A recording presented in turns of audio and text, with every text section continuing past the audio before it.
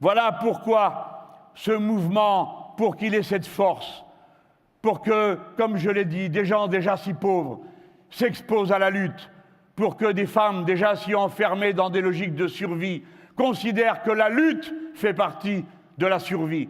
pour que des jeunes qui jusque-là avaient été niés dans leur identité se mettent en mouvement, c'est que quelque chose de terrible et de profond s'est accumulé pendant l'ère du mensonge. J'appelle l'ère du mensonge cette période où les pouvoirs publics n'ont eu de cesse de mentir continuellement, d'utiliser des mots pour les pervertir, de dire que ceux qui avaient dit non au référendum de 2005, en réalité, voulaient dire oui, et ainsi de suite, tant et tant de fois, Sarkozy, Hollande, et le dernier en date, qui est arrivé après tous les autres, et qui aurait dû se méfier de la force déflagratrice du mensonge dans les esprits, lui qui lui-même avait compris qu'il était là, comme il l'a dit, par effraction, après avoir commis, selon ses propres termes, un hold-up.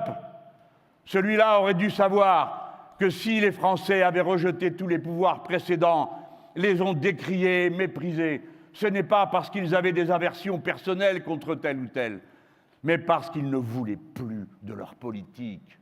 Ils ne voulaient plus de la destruction des services publics. Ils en ont par-dessus la tête de ces soi-disant énergies que l'on va libérer en abolissant une après l'autre toutes les règles du jeu, le code du travail, les droits protecteurs, parce qu'ils en ont assez, sales menteurs, de nous avoir dit que vos lois protégeaient quand elles opprimaient.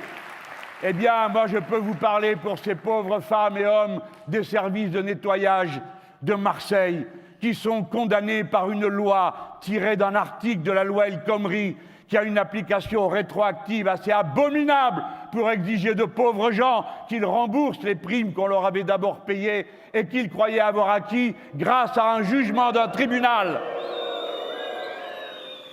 Les gilets jaunes et tous ceux qui, dorénavant, en entrant dans la lutte, les accompagnent, jeunes gens, travailleurs des services publics, routiers, etc., sont les héritiers de cette immense colère accumulée. C'est la colère des arracheurs de chemises d'Air France, la colère des Conti, la colère du peuple qui jamais n'a été écouté, jamais n'a été considéré,